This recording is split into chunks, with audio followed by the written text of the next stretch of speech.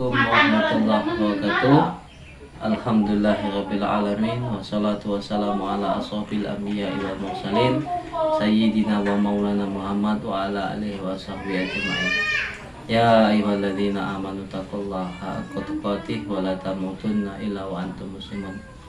Perkenalkan, nama saya Kiai Agus Mumatoni, Ikhwan Rudal Rumah Daulat Buku Pegiat Literasi yang diampu oleh Kiai Haji Sofa Ihsan MA. Beliau adalah pegiat pengampu kami di Rumah Daulat Buku dan juga anggota MUI Pusat di Jakarta. Beliau banyak membantu kami, mencerahkan kami, dan banyak memberikan kami buku. Salah satu buku yang beliau berikan hari ini yaitu Islam dan Terorisme. Kami akan mereview sedikit karena buku ini sangat bagus karena kami tercerahkan dengan buku ini dan insya Allah bisa mencerahkan umat. Buku ini dieditori oleh Profesor Dr. Haji Nasaruddin Uman MA dan diberi kata pengantar oleh Presiden SBY. Jadi buku ini sangat-sangat bagus untuk mencerahkan umat tentang dalil-dalil bagaimana dalil-dalil Islam ini.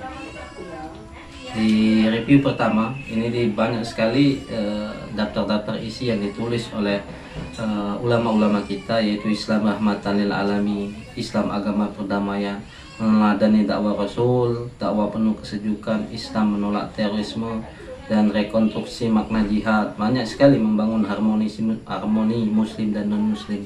Jadi banyak sekali tulisan-tulisan yang dibuat ulama-ulama kita untuk mencerahkan umat. Yang pertama yaitu judul tentang paradigma Islam dan rahmatan lil alamin. Di sini ulama-ulama kita mengutip firman Allah Subhanahu wa taala, "Wa ma arsalnaka illa rahmatan lil alamin." Dan tidaklah kami mengutus kamu melainkan untuk menjadi rahmat bagi semesta alam. Quran surat Al-Baqarah ayat 107. Jadi di ayat ini Allah Subhanahu wa taala mengutus Rasul Nabi sallallahu alaihi wasallam tidak lain dan tidak bukan kecuali untuk menjadi rahmat bagi semesta alam. Makanya Nabi sallallahu alaihi wasallam ketika berdakwah disakiti, beliau SAW bahkan mendoakan orang yang menyakiti beliau. Bagaimana di Taif ketika Nabi SAW dilempari batu oleh orang-orang Taif, ketika Nabi SAW berdakwah ingin mengajak kebaikan kepada mereka agar mereka selamat dunia akhirat, malah dibalas keburukan, ditimpuk batu berdarah-darah. Lalu datanglah malaikat penjaga gunung, diberi izin oleh Allah Azza wa Jalla, seandainya gunung ini mau diratakan dengan penduduk Taif maka akan diratakan saat itu juga. Tapi Nabi SAW memilih untuk berdoa dalam memberinya makan. Setiap hari dicela, setiap hari Nabi SAW memberinya makan. Inilah akhlak Nabi SAW. Lalu ketika Nabi SAW wafat, hal ini diteruskan oleh sahabat beliau yaitu Abu Bakar Siddiq radhiyallahu anhu. Tapi ketika menyuapi makanan ini, pengemis buta ini mengatakan, orang yang menyuapiku itu biasanya itu di remah-remah dulu, dihancurkan dulu roti. Lalu kata Abu Bakar Siddiq radhiyallahu anhu, "Tahukah kau siapa yang memberi makan kepadamu setiap hari? Yaitu orang yang engkau cela setiap hari." Lalu menangislah Yahudi tadi dan mengucapkan, "Asyhadu alla ilaha illallah wa asyhadu anna Muhammadar Rasulullah." Begitu juga bagaimana akhlak Nabi SAW ketika Nabi SAW fatuh Mekah, pembebasan Mekah. Nabi SAW membawa prajurit yang banyak dari Madinah. Dan orang-orang yang ingin bunuh Nabi SAW selamat dari Nabi, diberi ampunan oleh Nabi SAW hingga mereka masuk Islam. Melihat akhlak Nabi SAW, membalas kejelekan, membalas keburukan dengan kebaikan. Wa innaka la'ala khuluqin azim. Sungguhnya engkau sungguh berbukit budi pekerti mulia. Maka para ulama menyarankan kita untuk mencontoh akhlak Nabi SAW. Karena dengan mencontoh akhlak Nabi inilah Allah Azza wa Jalla mencintai kita dan mengampuni kita. Qul in kuntum tuhibbunallah fattabi'uni yuhibbukumullah wa yaghfir lakum dzunubakum wallahu ghafurur rahim. Lalu di sini juga para ulama kita menulis beberapa hal yang sangat-sangat baik untuk mencerahkan kita. Salah satunya itu menyitir hadis Nabi SAW an Abi Hurairah radhiyallahu an Rasulullah sallallahu alaihi wasallam qala al-muslimu man saliman nas min lisanih wa yadihi. Dari Abu Hurairah radhiyallahu an dari Nabi sallallahu alaihi wasallam, beliau bersabda, seorang muslim adalah apabila orang lain merasa aman dari ucapan dan perbuatannya. Hadis riwayat An-Nasa'i nomor 4909. Jadi di hadis ini para ulama kita mengutip firman Allah, seorang muslim itu wataknya, sifatnya itu orang yang terhindar dari kejelekan lisan ataupun tangannya. Maka kita sebagai muslim, kalau kita memang masih memiliki iman, disebutkan oleh Nabi SAW, orang terjaga dari lisan kita, dari menghina, menggibah, mengadu domba, membuat hoax di media sosial atau media nyata, atau kita membunuh orang, menyakiti orang, mengebom orang, karena ini dilarang oleh Nabi Sallallahu Alaihi Wasallam. Karena Nabi SAW dalam satu riwayat pernah mengatakan, tahukah kalian siapa orang yang bangkrut? Para sahabat berkata, orang yang bangkrut adalah orang yang ada dinar dan dirham.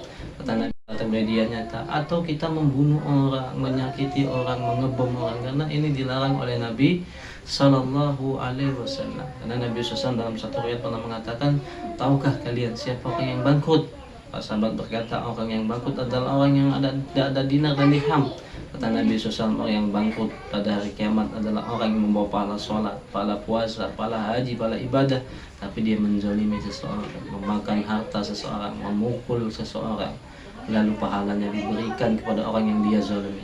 Kalau masih ada yang dia zalimi, maka dosa orang yang dia zalimi ditimpakan kepadanya, lalu dia dimasukkan ke dalam neraka. Na'udzubillah, summa na'udzubillah. Kita dilihat juga bagaimana perjuangan yang jihad kaum muslimin. Jihad Nabi SAW itu rata-rata disebabkan gara-gara bertahan dari menyerangnya musuh kepada mereka. Bagaimana firman Allah, wa qatilu fi sabilillahi alladhina yuqatilunakum wa la ta'tadu innallaha la yuhibbul mu'tadin. Dan perangilah orang-orang yang memerangi kalian, dan janganlah kalian melampaui batas, sungguhnya Allah tidak menyukai orang-orang yang melampaui batas. Jadi Nabi SAW, rata-rata perang Nabi SAW itu menyerang orang-orang yang memerangi Nabi SAW, orang-orang kafir Quraisy, Yahudi Bani Quraizo, Yahudi Bani Qainqa memerangi Nabi Sallallahu Alaihi Wasallam. Sebagaimana juga para ulama-ulama kita, para pahlawan kita itu memerangi orang-orang yang memerangi kita. Sebagaimana Belanda memerangi kita 350 tahun, orang-orang Jepang memerangi kita, lalu kaum muslimin bangkit, orang-orang pahlawan-pahlawan kita bangkit membela negara ini. Bukan hanya muslim, tapi orang-orang muslim juga bangkit membela negara ini dengan modal hanya bambu yang diruncingkan, melawan bedilnya penjajah, melawan mortarnya, melawan meriamnya, karena mereka tahu mereka di jalan Allah Subhanahu wa ta'ala. Sedangkan kita hidup di zaman yang orang-orang non-muslim tidak memerangi kita, tidak membunuh kita, tidak menyakiti kita. Makanya Allah Azza wa Jalla mengatakan, dikutip di kitab ini, la yanhaakumullahu 'anil ladzina lam yuqatilukum fid din wa lam yukhrijukum min diyarikum an tabarruhum wa tuqsitu ilaihim innallaha yuhibbul muqsitin. Allah tidak melarang kamu untuk berbuat baik dan berlaku adil terhadap orang-orang yang tidak memerangimu karena agama, dan tidak pula mengusir kamu dari negerimu. Sungguhnya Allah menyukai orang-orang yang berlaku adil. Jadi Allah tidak melarang kita untuk berbuat baik dan berlaku adil terhadap orang-orang yang tidak memerangi kita.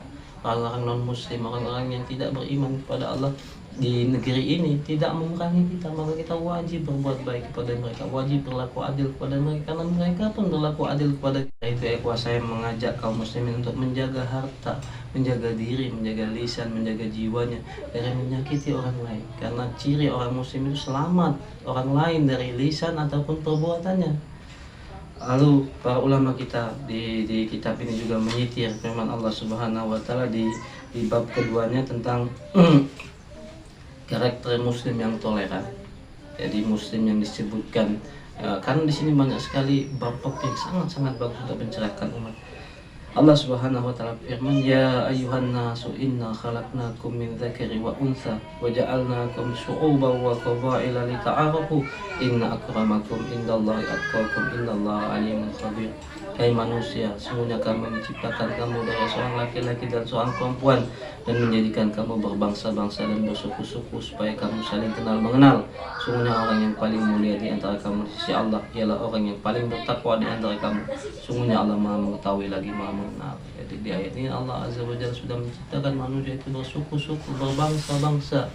Jadi tugas kita itu saling mengenal, saling menghormati. Lakum dinukum waliyadin, untukmu agamamu, untukku agamaku.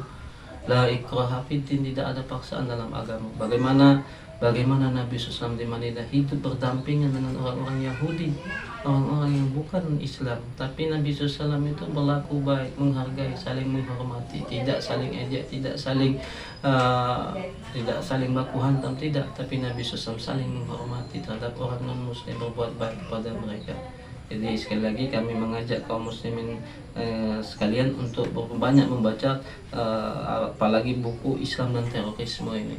Sangat bagus karena kita bisa membuat pemahaman kita ini lebih jauh ke depan, lebih terbuka lagi. Karena sebab seseorang itu bisa melakukan radikalisme adalah sempitnya pemahaman, menjadikan hanya dirinya lah yang benar, hanya ustadznya lah yang benar, hanya kiainya lah yang benar, lalu dia mengatakan orang lain salah, orang lain masuk dalam mereka.